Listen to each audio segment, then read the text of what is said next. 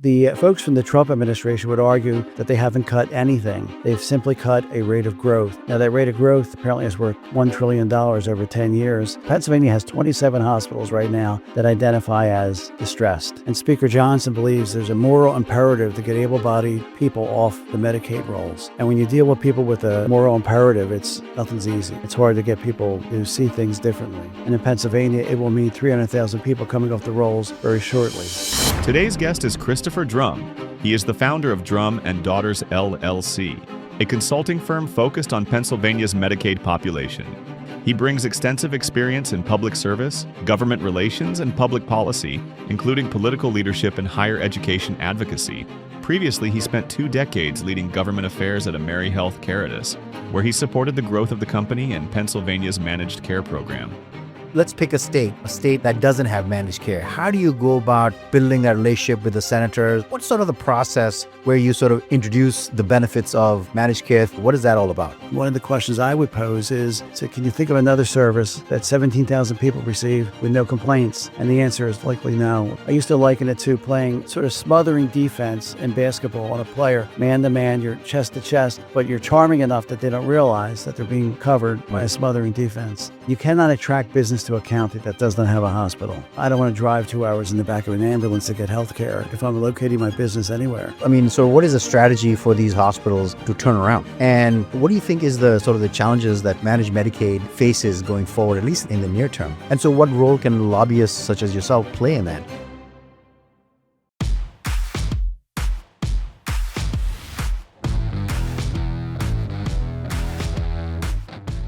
Welcome, everybody, to my podcast, When Health Freezes Over. I'm your host, Omar Haq. I'm super excited to introduce my friend, Chris Drumm, lobbyist extraordinaire. Thank you, sir. Chris, I'm going to take 2 seconds to introduce you. I looked at your bio and I was like, well, this is like 3 lifetimes in one. So I have to figure out how to summarize this. And so I had to figure out how to edit. So I gave this to ChatGPT. ChatGPT comes up with 2.5 paragraphs. I'm like, ChatGPT, we need to bring this down. Okay, so I'm going to take a shot at this. So Chris Drumm, a Philadelphia native from Mayfair, built his career at the intersection of public service, politics, and healthcare. After working his way through St. Joseph's Prep and LaSalle University, began politics during the 80s and became the youngest leader of Philadelphia's 63rd Ward. He went on to hold roles across city, state, and federal government before spending nearly a decade at St. Joe's University, securing major public funding while earning a master's from the University of Pennsylvania. Drumm then led government affairs at AmeriHealth Caritas for 20 years, which is where you and I became friends. We met. That's where we met. Playing a key role in its growth and shaping Pennsylvania's Medicaid program. Well, I think it's not giving enough credit because you shaped the program for pretty much across the country for that insurer. In 2023, you've launched your own consulting practice. Yes. Okay, so Chris, with that, let me hand the proverbial mic over to you. And why don't you fill in the blanks for us? I think the key sentence in that ChatGPT summary is he's from Mayfair, which is America's greatest neighborhood. That's not known to many of your listeners/viewers, but Mayfair, when I grew up, and still is America's greatest neighborhood. I went to St. Timothy's grade school with 2,000 other boys and girls. My father worked in a factory in Southwest. My mother was a switchboard operator. And they say you remember things as being larger or bigger when you were a child. In fact, I tell my daughters things were bigger. We had a recreation league. We were the Mayfair Shamrocks, which gives you a sense of the identity, the ethnic identity of the neighborhood. Yeah. But there were thousands of boys and girls involved with the Shamrocks and the Holy Terrors and the Vogue Vikings and a number of other rec leagues. And the school, again, had 2,000 people. And in our driveway, there must have been 60 kids. 60 houses and at least 60 kids. So we didn't have to wait for play dates, et cetera. We opened the door and your mother would call you in when the streetlights went on. Great. And then I left there and went to the prep, which gave me a network of friends that I maintain to this day. We talk every day. That's fantastic. Via a very large text string. We had the good fortune of winning the city's football championship in 1978, my year of graduation. I did not play in large part because I wasn't good. And they were, but I maintain close contact with most members of the football team to this day. And subsequent to that, I went to LaSalle, and I was introduced to politics while at LaSalle. In 1980, I worked on the Kennedy for President campaign, which was not successful. but was successful in Pennsylvania, which by the time the primaries got around to Pennsylvania, the race had largely been decided. And the Pennsylvania infrastructure politically was all for President Carter. He was, after all, the incumbent president. And we had on our side Ed Rendell and a famous DJ, at least in Philadelphia, Georgie Woods, the man with the goods. And Georgie was so famous, he had his own line of potato chips. So we had WDAS disc jockey Georgie Woods and Ed Rendell. And from that campaign, we won in the Commonwealth. I secured a lifetime friendship with Ed Rendell, who later on became mayor of Philadelphia and our governor, and maintained contact with Ed to this day. And also secured a friendship, or was lucky enough to get a friendship, with Patrick Kennedy, the senator's son, who now is very active in the addiction space, substance use disorder, et cetera. So, and subsequently, I ran campaigns, and I got married along the way.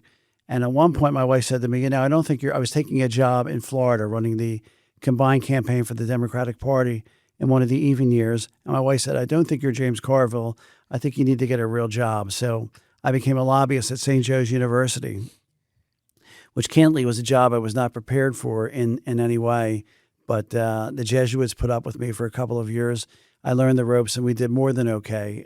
We were able to build a new business school, which the world is known as the Hobb School of Business. Yeah. But to the federal government, it's the National Center for Food Marketing. After all, they paid for half of it. We also receive recurring funds on an annual basis for psychological preparedness of first response workers, which was a nice idea and an important program that met a public purpose. But after 9/11, it became a much larger program, and I think St. Joe's still benefits from that program to this day. Wow. So, and then subsequently, AmeriHealth Caritas, where we work together, which is entirely dependent on federal and state funds for its existence. Right. And we did multi-state lobbying there, and you did multi-state work as well. Yeah. We'd like to say it's a national company. I'm not sure it was, but at least it operated in a couple of time zones and maybe a dozen states plus DC. Right, right. I think I have that right. So, yeah, you do have it right. So let me ask you this. Let's get back to sort of fundamental. How did you wind up choosing lobbying as a profession? Like, what got you into it? Well, I think my father was very active in his labor union. Oh, I see. IUE Local 119, which represented 6,000 men and women at their at General Electric Southwest Philadelphia switchgear plant. And then it was just something I was more than interested in. I was completely intrigued. And people who are addicted to gambling tell you the story of the first time they went to a racetrack, and it took over their existence.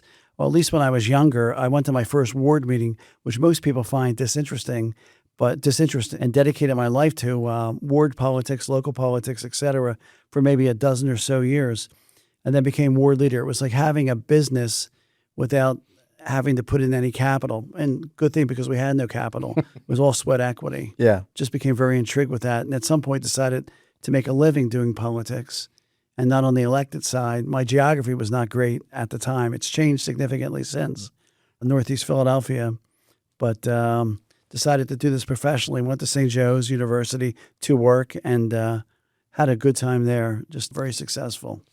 And so from St. Joe's, you were there for over a decade or so? A decade, yeah. Okay.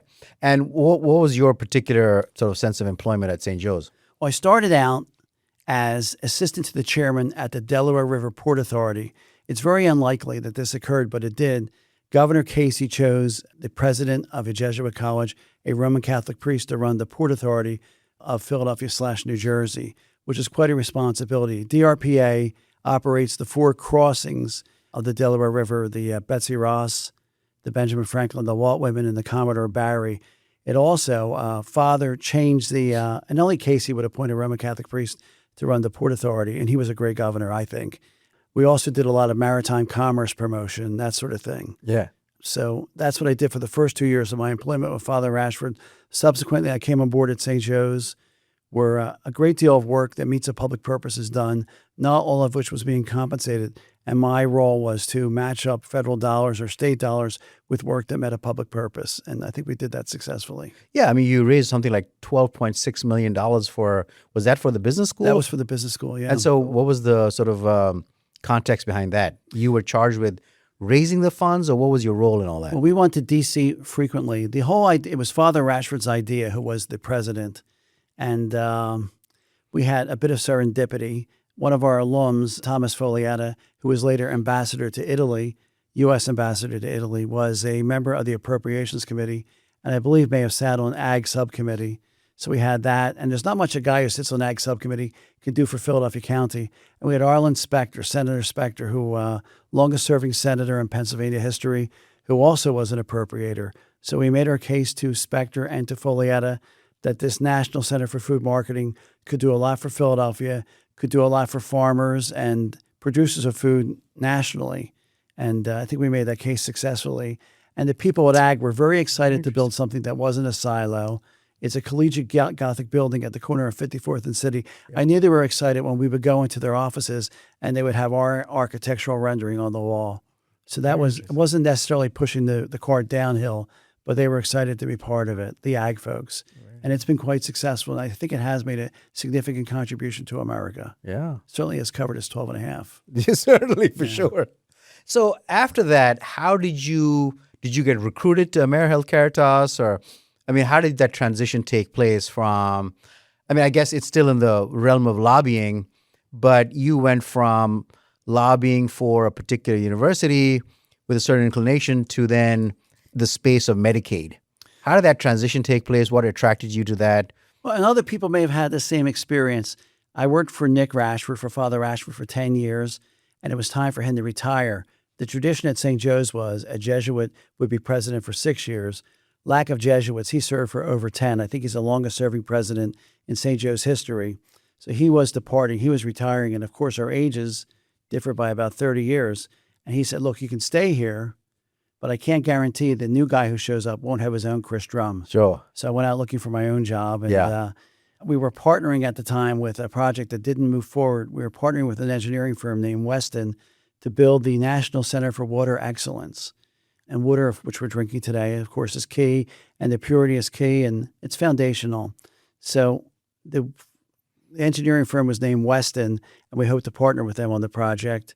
And so I went to work with a university partner, Weston Engineering, and I did that for a couple of years, sales, et cetera. And then one day I happened to be at breakfast at the old Four Seasons Hotel and sat down next to Dan Hilferty, who was very involved with St. Joe's University. Sure. He asked me what I was doing, what I was up to. And he says, look, I think I got something better. And well, it turned out it was something better. Interesting. So I came to work for Dan. At that point, so this is about early 2000s. Yes. So where was AmeriHealth Caritas in terms of, I think it was primarily Pennsylvania, maybe South Carolina at that point? We had purchased South Carolina. Well, I say we still, but AmeriHealth Caritas had purchased South Carolina. Right. And we had Pennsylvania. And they were doing dominant business in Pennsylvania. They were doing quite well. Now, my job initially was everything but Pennsylvania because there was an incumbent doing Pennsylvania. Okay. She eventually retired. I took Pennsylvania as well. So Pennsylvania and South Carolina, I suppose, were the two big ones. Okay. So having said that, you know, when I came in, AmeriHealth Caritas was, it was in Pennsylvania, South Carolina. It had just gotten into Nebraska. It had Louisiana. I mean, it was about, 4, and I think it was about to get into D.C. Okay. And then, of course, it mushroomed from there. But having said that, I want to try and understand, what did you understand your role to be? And, help us understand, what I'm curious about is, how is sort of the cake baked in terms of lobbying? What is it that you are charged to do on behalf of a health plan? I mean, a lot of people, talk about premium increases and the obvious stuff because we're consumers. What I'm trying to understand is, what is it behind the scenes that you are supposed to be doing or you're charged with doing on behalf of a health plan with states, with the federal government? So just walk us through sort of a general sort of approach to what it is that you're doing, and then we'll get into a couple of specific states. Well, I saw my duties at that stage with AmeriHealth Caritas as twofold. One, it's sort of the police car rolls up and on the side of the door it says, to preserve and protect. That was my job in Pennsylvania, to preserve and protect. The war had sort of been won there. The West had been won in Pennsylvania. But in places like Nebraska, et cetera, the goal was to expand. So it was more of a sales goal. Making folks aware of the need for managed care, the benefits of managed care, and then more specifically, the benefits of managed care by way of health plan to us. Okay. And so let's pick a state like the that doesn't have managed care? How do you go about sort of building that relationship with the senators or with the local government entities or the DHS? And what's sort of the process where you sort of introduce the benefits of managed care through health plans? How do you lay the groundwork, and what is the first 6 months, what is that all about? It's a matter of getting to know the players and a matter of being there. That's the key. And I think that's sometimes absent in these sort of endeavors. You have to be there, which is somewhat disruptive to your life, but you must be there and you must be in person to meet these people. And occasionally you'll have a hit, a bit of serendipity. So in Nebraska, by way of example, the Medicaid director was a woman named Vivian Chamont, and she was a Cuban American. And so we had some downtime, and I asked her, Vivian, how is it that a Cuban American ends up living in Nebraska? God bless you. And she said, well, when I was a little girl, my parents put me on a plane. I went to Miami, and I was greeted at the airport by my uncle, Cookie Rojas. Now, I grew up as a Phillies fan, which was very painful in the 1960s. And Cookie Rojas was one of our key players, and her uncle Cookie raised her. And I never met Mr. Rojas, but I did admire him as a player. He's not in the Hall of Fame as a member. He wasn't that good, but he's noted in the Hall of Fame for having played all 8 field positions during a single game. So some of these stories don't turn out really well when, a little girl sent to a different country with an uncle she doesn't know. But Cookie was very loving and caring and decent and raised her, and she became Medicaid director. She liked to tell me a story where he was single. His entire house was dedicated to the Philadelphia Phillies. And that's how it was. A single guy gets a pennant, puts it on the wall, etc. And one day she came home, and the house was dedicated to the St. Louis Cardinals. Like, well, Uncle Cookie, we hate the Cardinals. And he said, no, Vivian, we love the St. Louis Cardinals. He had been traded. Oh. So it's a matter just of getting to know people. Yeah. And I think it's a pretty intense sales process. I used to liken it to playing sort of smothering defense in basketball on a player, man to man, you're chest to chest, but you're charming enough that they don't realize that they're being covered by a smothering defense. You just have to be there. And I think that is missing sometimes. So, when you get into it, who are the members of your team besides the obvious government relations folks? Like, who do you generally sort of rely on to help you, in terms of support when you get into these new states? Like, for example, I think there was a lot of work towards North Carolina and certainly Nebraska and D.C. I remember D.C., we took over, I think we bought an incumbent. Out of receivership. Out of receivership. And so how do you decide what is your strategy besides getting to know people? Like, okay, here's one plan that's in receivership. Let's acquire that and do a better job at it. Or let's go at it as a partnership in Florida or somewhere else with a local incumbent. How do you come up with all these strategies? Well, I think D.C. was very political. Yeah. And the hero of D.C., in terms of it becoming part of the AmeriHealth Caritas family of companies, and we're the number one plan in D.C. in terms of quality and membership, the hero was Michael Rashid, who was our CEO at the time and really put a lot of work into the D.C. relationships. In North Carolina, we did a lot of promotion around the company because we're an unknown, 4,000 people working on a parking lot in Philadelphia. Right. Not much in common with North Carolina. Right. But we brought down our Healthy Hoops program, which Dan Hoferty created. It's an asthma education using the game of basketball as a platform and barnstormed across the state and got very good press at various stops along the way, very good press. And it's a wonderful program, and it resonates. And I can't explain why. It's a bit of magic. It resonates with decision makers and with local communities, and it gives the kids a chance to come out and play. At one point we ended up at Loggerheads or whatever, and we ended up sort of in opposition with the NCAA, who were concerned that some of our coaches had touches, quote unquote, with players, potential recruits. And they came out and interviewed the coaches. And Coach Fox, who was a lovely man who coached at Father Judge High School for years, told the NCAA, I've been doing this for 30 years. We haven't met a kid who could play yet. Don't worry about it. But it wasn't about them playing. It was about them getting out and educating the parents about asthma and the fact that these boys and girls could remain very active while living with asthma if properly treated. It's something that managed care can do, that sort of thing. Okay, so education. That transition is one question I have. In terms of, I ask everybody these questions just because I want to get a different perspective. Actuaries have a different perspective. Clinicians have a different perspective. And so from your perspective, I think especially when you are sort of lobbying on behalf of managed care, that begs the question, what do you think is the role of managed care and Medicaid? And what is the general role of health plans? And, I think that the role has dramatically changed between when you started your career and 2026. Yes. So help the audience, help me understand, what do you think is the role of managed care and Medicaid, and how has that transitioned over the last 20 years? I think Medicaid comes into existence in 1965. Right. We're coming up on yet another anniversary, signed into law by President Johnson, perhaps other than Lincoln, our most consequential president, signed into law in Independence, Missouri, and it was to assist the age, blind, and disabled, and the poor receive medical care, something that the states and some municipalities had taken on their own, but the benefits were very uneven, et cetera. So it was a major step forward for access for the poor and for the disabled in America. So that 1965, and the cost, of course, is fantastic. Although it's a state-federal partnership, the states do pick up varying degrees of the cost, from 25 to 55 or so percent. So at some point, cost becomes a driving factor in decision-making. And managed care is introduced, and I always thought it was introduced to replicate the rigors of private industry, the marketplace, capitalism, in an entitlement program. So profit and loss and competition between entities, that sort of thing. So winners and losers, that's the advantage of managed care, I suppose. Mm-hmm. And how do you think that role has changed over the last 20 years since when you started? I mean, I think about it, right? You started off with Pennsylvania and South Carolina, two of the larger states for this particular national player. And now it's sort of mushroomed into multiple states, and certainly managed care has mushroomed across the country in Medicaid.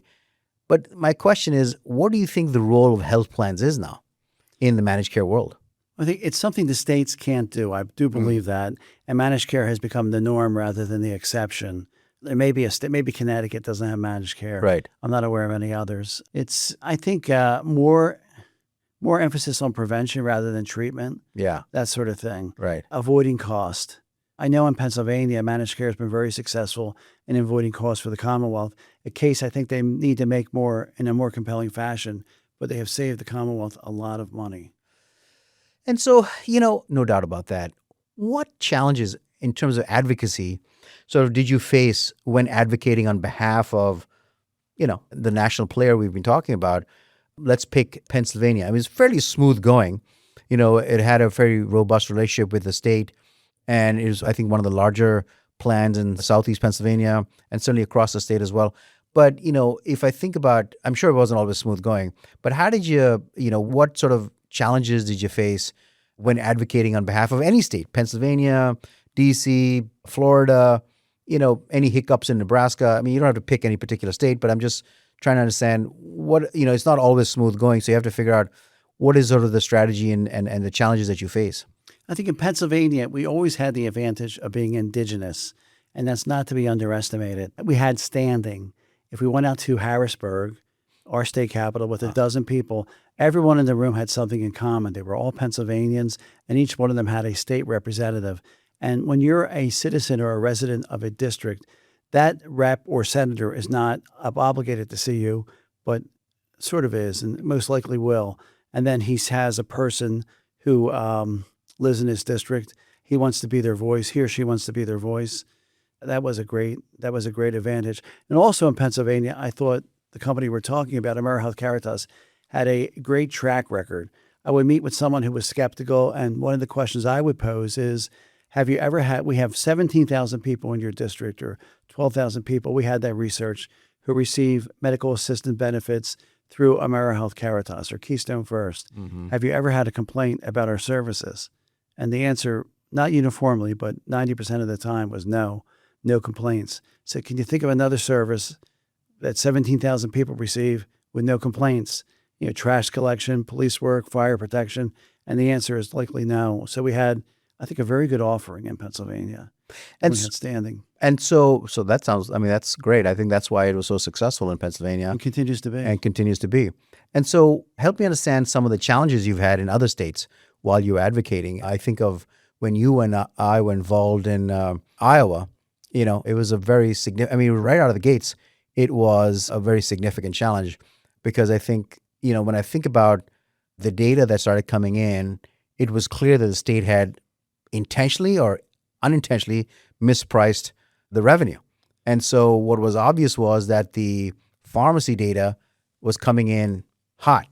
And that was that's the only data that you actually have, because medical claims take a while to come through the system. There's a lag. And so there's a significant lag. And we realized within a couple of months that the pharmacy data was significantly off. And so help me understand, I'm curious how that program got kickstarted and then how the whole thing gets unraveled so quickly. I think in Iowa, they bit off more than they could chew. They want all services, all counties first year. So 99 counties, everyone rolled in year one. Pennsylvania was a much more gradual approach. We did southeastern PA, southwestern PA, followed by the T, various services carved in over time. I mean, most recently, even during the Wolf administration, Community Health Choices was created to bring the advantages of managed care to a different population. But Iowa did everyone in at one time. It cost me a year of my life. While I was in Iowa, I visited Bob Feller's birthplace, John Wayne's birthplace, the University of Iowa, Iowa State, Drake University, every covered bridge in Madison County. But I'll say this about Iowa, as difficult as it was, the best General Assembly I've ever worked with. Oh, really? Just quality of people, attentiveness to the action on the floor and away from the floor, and also the ability of the two parties to work together. I think while I was there, the majority changed from Republican to Democratic, and it was seamless. Very few petty feuds, a little bitterness between the teams, between the two sides. It was a great legislature. But having said that, I remember you and I went to multiple rate advocacy sessions. The state would want to work, quote unquote, with us to try and address, and it wasn't just us, it was national plans. Yep. United Health and everybody else was there. I mean, this is probably the most close to the most, I don't know what the word is, but usually these are pretty civilized discussions, and it started getting pretty heated. It was bad. It was bad. I mean, it was, I think we were probably the most reserved in our personal opinions, but when you're around the large players, they don't tend to hold back. No. And I saw some pretty aggressive behavior. And so, and I'm still baffled by when every plan is suggesting that the rates are mispriced or not accurate or whatever, the state wasn't willing to really accommodate, or maybe they had budgetary constraints. I don't know what the reality behind the scenes was, but what did you get out of all that discussion? Because, we had sort of face-to-face discussions, and I'm sure there was a lot going on behind the scenes, and I'm curious as to what happened actually behind the scenes. I was sort of shocked by the level of heat around the issues in various rooms we were part of. I actually thought we were going to end up with a YouTube series called When Actuaries Fight, because it was, and you were part of all that. Yeah. It was bad. Yeah. It was bad. And Branstad, the legendary governor of Iowa, longest serving ever, he was very certain he was right. And our guys were very certain they were right. In the end, I think the actuaries were right. The numbers are the numbers. Yeah. We were correct. But they had taken this huge leap, and I think they were suspicious of outsiders, and all of us were outsiders. Right. And so that's what I think, and this goes to anyway, right? I mean, whether it's corporate teams within an organization, when you lose trust and you're not willing to listen and keep an open mind, and, honestly, being an actuary, so maybe I'm biased, but actuaries generally tend to be right, because we've just tend to be truthful. There's no gimmicks around the work, and so the very robust work that's done before it's released and goes through the layers. No spin. Unfortunately, what happens is the spin takes place after the numbers are released to justify whatever needs to be justified. And that's where I think there's a big trap for anybody trying to do the spin, because the spin, it's sort of like it will come back and bite you if you're not sticking to the truth. And then it became about the people and the personalities, which it should not have been. Right. And we've made some mistakes. People from Iowa, don't think that going to Iowa is a great sacrifice. Yeah, obviously. Just here's a heads up, brother. Yeah. They don't think it's a big deal. Yeah, gosh. So, you can see how, it's like if the relationship gets sour, it's just like any other relationship, right? If you start to lose trust, it just becomes, like you said, personal attacks. Right. And then from there, it just deteriorates. So, I mean, I remember the lobbying has to be, has to stick to the facts. And that's where I think we tend to lose out if we, veer away from that. I'll tell you, one of the things we did in Iowa, Branstad had been governor for so long. He was a colleague of Mr. Tom Ridge, of Governor Ridge. So we had Governor Ridge reach out to Governor Branstad. Now, when Ridge was governor, we entered into managed care. Casey Ridge, that's their innovation. It was a much smaller program, but we had Ridge as a trusted voice reach out to Governor Branstad, and it didn't, without impact, it did not work. Now, at some point, Branstad was chosen by Donald Trump, by then newly elected President Trump, to be this nation's ambassador to China. So he left the scene, and we got ourselves a new governor, and it didn't make much of a difference. Didn't make much of a difference either. The Medicaid personnel remained the same. So, we've talked about two particular states. So I'm going to just have a quick transition again. What do you see as the sticking points between health plans and policymakers? From an actuarial perspective, and again, this is just actuaries talking, is that usually we do a lot of rate advocacy, which is based on, the health plan's experience, which is different than what the state's using because they might be using the experience of 10 plans. So they're sort of basically coming up with an average. And the devil is always in the details. Averages are what averages are averages. It's sort of the mean of 10 points. And the reality is the variance around that mean could be significant for a particular health plan. Mm-hmm. And so we go in trying to explain to the state's perspective is, hey, we're not, you're just one of 10 plans. We got to cater to the whole state. And so I'm trying to understand from your perspective, from a policy perspective, from the struggle that obviously the state has its own budgetary constraints. What have you seen behind the scenes as a sticking point between sort of the states from a policy perspective and health plans from a business perspective? The state, if we view the state as the buyer, and at some level they are, it's a bifurcated marketplace. We have the buyer in the form of the state, then we have the buyer in the form of the customers, the actual consumers. But in terms of the state, there are men and women in these general assemblies, and PA has a general assembly with 253 people. So you can imagine the diversity of opinion. Mm. We have men and women in these legislative bodies who care only about the numbers. Give me the numbers. Tell me what that is. And that's a certain appeal. Then we have other people who, they don't want to know about the Civil War. They want to know about Scarlett O'Hara. Bring me Scarlett O'Hara. Here's a young person who lives in PA 202 in your district, and this young person has a bleeding disorder, and his mother will explain why this bleeding disorder is being treated very successfully by managed care plan number letter A, that sort of thing.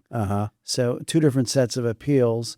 And then I suppose the growth of Medicaid or medical assistance as a budget item is of concern to some members of the General Assembly, a primary concern. Mm. And that's where we have to make the case that managed care has saved a lot of money while improving outcomes. So it's, I guess, in a different time, maybe 50 years ago, I could say this. It's like the mom party or the moms and the dads. The dad wants to know how much money you're spending, and the mom wants to make sure the kids are being taken care of. Right. That's and so you're sort of traversing that sort of those two fences, I guess, to try and remember who I'm talking to. Yeah. Right. You got to remember who you're talking to try and figure out how to answer what they're actually interested in. Right. Numbers versus quality. Right. And so, well, that takes me to the other question. What do you think is the quality of the healthcare being received by Medicaid recipients? I'm very confident that the quality is very high. When I worked at Caritas, I was never embarrassed or ashamed by the services we provided. And I knew that the card I had in my wallet, Independence Blue Cross Personal Choice, was as good as the card the people we served had in their wallets as well. I was very proud of that. I thought Dan Hilferty was a huge part of that. Michael Rashid was a huge part of that, as was medical director Feldstein and subsequently Andrea Gelman. Yeah. I thought they really believed in quality of care, and I thought we did great things for a lot of people who needed things. Mm-hmm. So I was very proud of that. So let's transition to today. What do you think changes in D.C., with the current administration mean for Medicaid long term, or even in the near term? Right. Well, I recently hosted an event in Scranton, Pennsylvania with Dr. Oz, and so there are different perspectives on this, and I'll recognize that there are different perspectives. Oz was great. He toured a hospital that I'm involved in, and physician to physician, he was excellent. And then we did a little meeting, closed doors, with local stakeholders, He was great. Then we opened the door, we allowed in media, and he was a different person. He went from being a physician and a person interested in distressed hospitals to a guy who was promoting a political agenda. Yeah. And very different. Yeah. Not two people, but very different. Sure. Yeah. So the folks from the Trump administration would argue that they haven't cut anything. They've simply cut a rate of growth. Now, that rate of growth apparently is worth $1 trillion over 10 years. Yeah. And in Pennsylvania, it will mean 300,000 people coming off the rolls very shortly. So that's the challenge in Pennsylvania. And Speaker Johnson believes there's a moral imperative to get able-bodied people off the Medicaid rolls. Right. And when you deal with people with a moral imperative, nothing's easy. It's hard to get people to see things differently. Yeah, I think that's the big challenge for Medicaid right now, from what I understand, is that, of course, the moral imperative is something you have to really, how do you deal with that? How do you address that when you have that sort of belief ingrained in your sort of psyche? It's in his DNA, yeah. It's in your DNA. So that's a very significant challenge. But I think that's what's causing a lot of stress, is because there's work requirements now, work eligibility requirements, income requirements. So, it's causing a significant amount of churn in the base of a Medicaid health plan, and which is why a lot of the health plans are having a challenge trying to figure out how to, their budgeting is a challenge because you can't predict what's going to happen with their underlying membership base. So because these work requirements are going to come in or have already come in, they're doing redetermination every 6 months. And so it used to happen once a year. And so I think that's causing a very significant amount of stress for health plans. And I mean, do you have a sense of why you think these health plans are right now? I mean, for example, if you look at some reports, Oliver Wyman just came up with a report that basically showed the top 7 public health plans are bleeding out. And these are publicly traded health plans, national plans, big ones, bleeding out in 2025. Q4 was terrible. And so, the expectation is if you're a Medicaid-only plan, 26, 27 are basically fait accompli. You're already in trouble. We're losing money. We're losing money. And you look at plans across, and then those are just national plans. Imagine the county-based plans that are doing something in Medicaid. I don't know how they're going to survive. You have any thoughts on, what Medicaid plans, why these plans are bleeding out? Is it just purely financials? Is it lack of convincing, sort of their value add in the whole supply chain of healthcare? What is it? I think the value proposition is not sold. I think that should be an ongoing process. And maybe that's something the industry has forgotten. You always have to be selling that we're doing great things, and they are doing great things, but it's not understood widely. And these legislatures, they're made to convey a sense of permanence, the bricks and sticks, the pillars, et cetera. But there's constant change. We don't need term limits, really, because we constantly have new people who need to be educated. So I think education is on the shoulders of the managed care plans and just selling their benefits.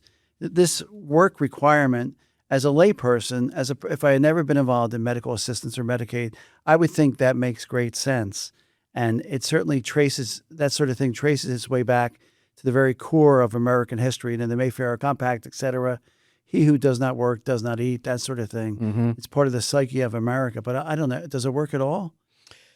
I mean, I think the jury's still out there. I mean, I think ultimately, there is this concept of self-reliance and independence and pulling yourself out of your bootstraps. But, obviously it's easier said than done, given the challenges that people have in their lives. Right. And it's, there's some that the structural systemic issues that members of society face can be very daunting. And the so hierarchy of need. Yeah, I got to eat first. Right. Yeah. Right. So it's a very significant challenge, especially in the Medicaid space, to just implement, you are able-bodied and you should be working, so we're not going to give you any coverage. I mean, that's very dangerous and a slippery slope.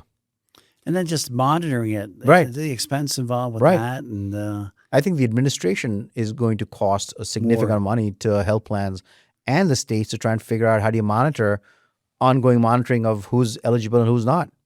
Right. And how. It's something that resonates with people, though. I think Right. it does, for better or worse. It's when I was ward leader, we were very involved with electing judges. And one thing that resonated with my committee people, with the greater population, was tough judges. Everyone wanted tough judges. We need tough judges. Throw away the key. put them under the prison, et cetera. They all wanted tough judges until their child got into trouble. Right. And then there was a change in perspective. Right. But I think the work requirement does resonate with people.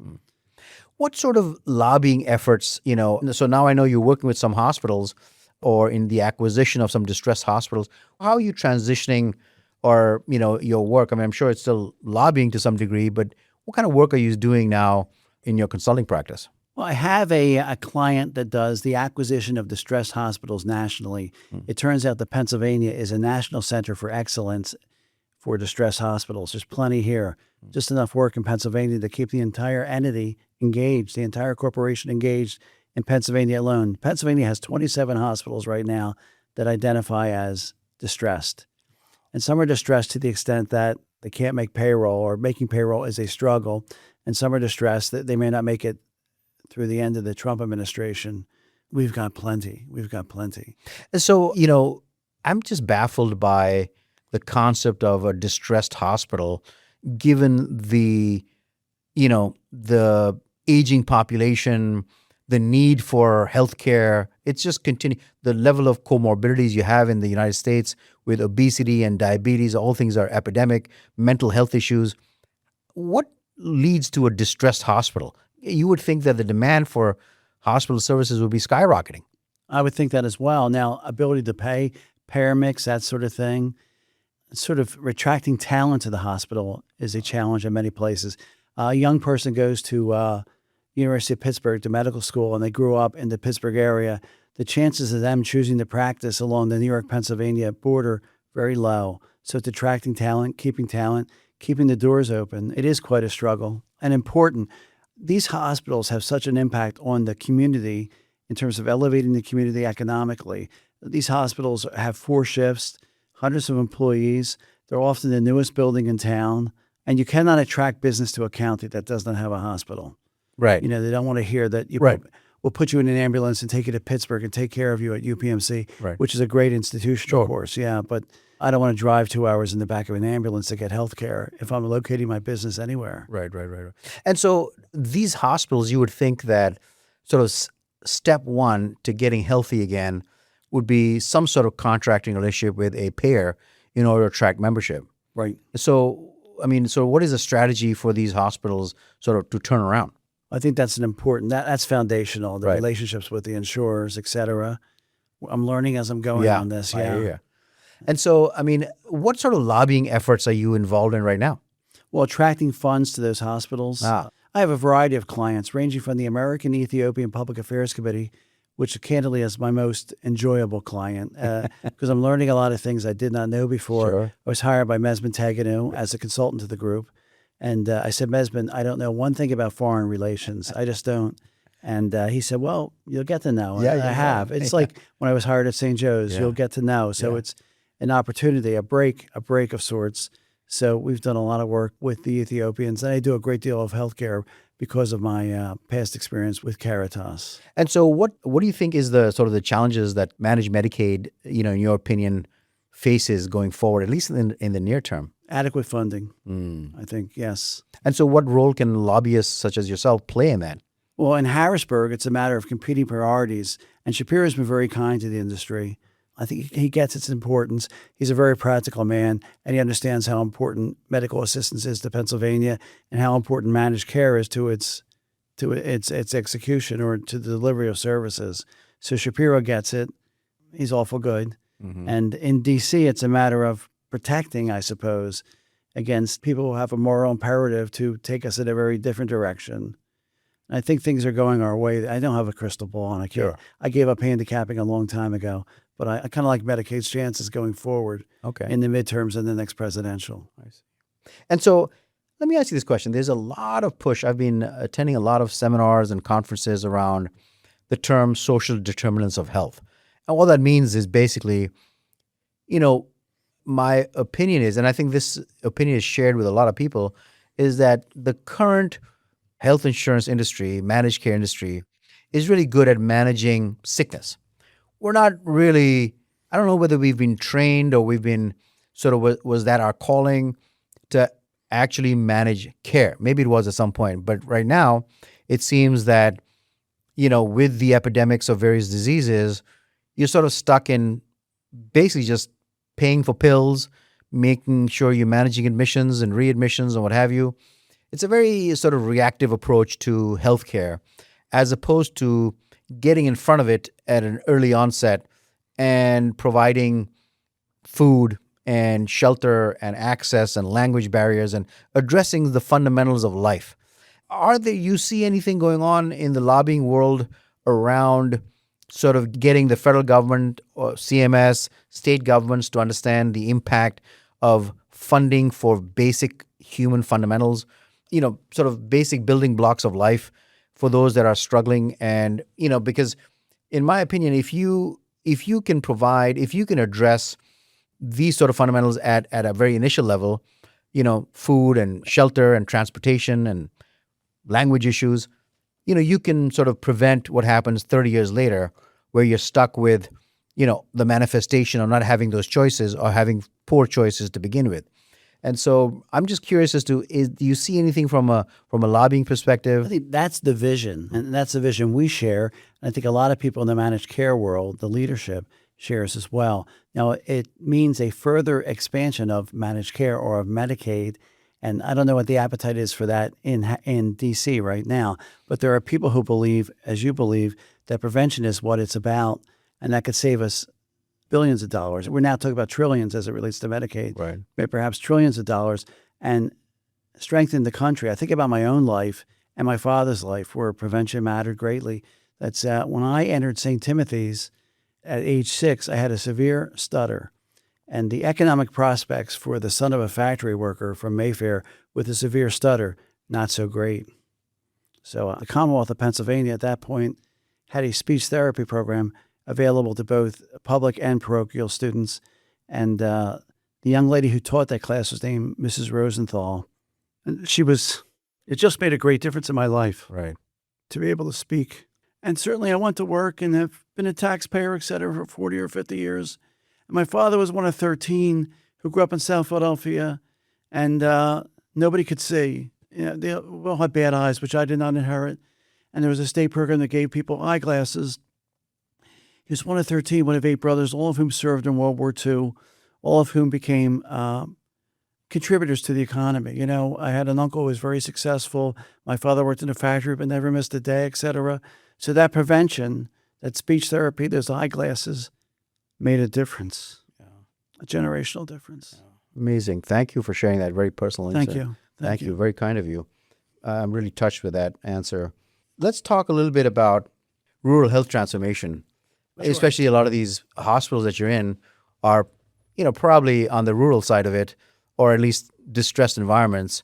Help me understand, what do you think that's where the challenge is, right? Access to care. Access. Rural hospitals or lack thereof is where the access is at, or lack thereof. So help me understand, what do you think or just touch upon that environment, or what do you see is happening?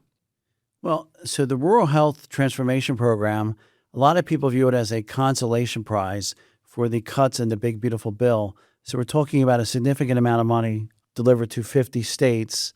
Pennsylvania is one of them. Now, I guess for me, in terms of understanding the program, is what is rural and what is not. So Pennsylvania has 44 counties that are considered rural by the U.S. Census Bureau, and that is a population of less than 291 per square miles. It's defined. But I go to places like Scranton, Pennsylvania, which I know is a city. It's a very fine city. Yeah. But Lackawanna County, to me, as a guy who grew up in a row home, that looks rural to me, and apparently it's not. So who's included in the funding and who's not?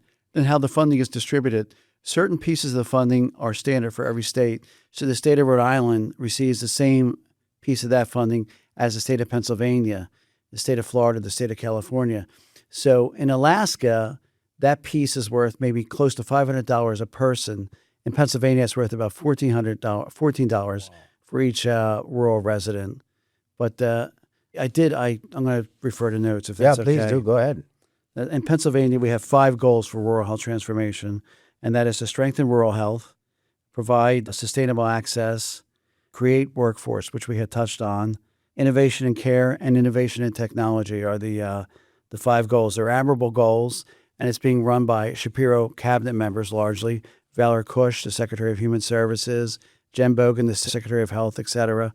And I feel pretty confident that it will go to the right places and we'll make advances. These rural hospitals have such great challenges. Again, Scranton's not rural, but one of the challenges Scranton has that I had not thought of is that nurses are able to work in Manhattan, and rather than make $100, they make $150.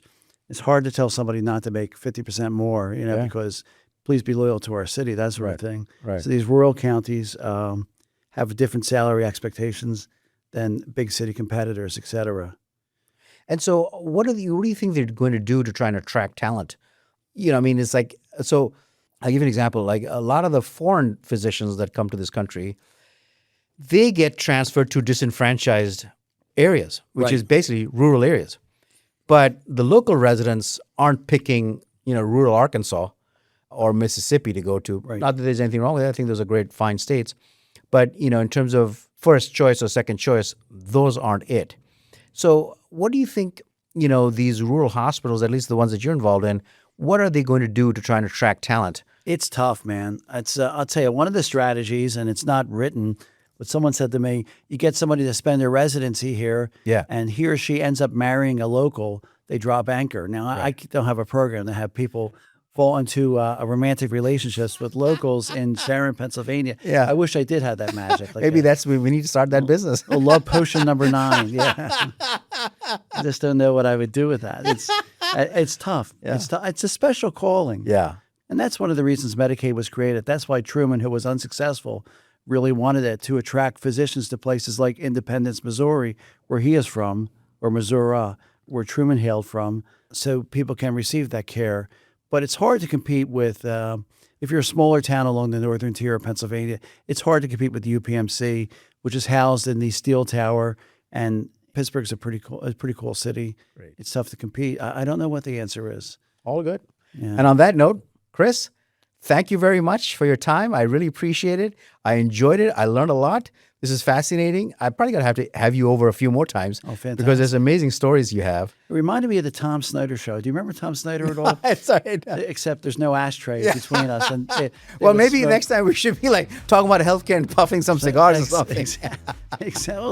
Yeah, physicians used to recommend Marlboro, right? That's correct. So why not? Thank you so much. Thank you very much. Omar. I appreciate it. Thank you, Chris. All right, folks. Thank you very much. I look forward to having you back on another episode. Thank you again.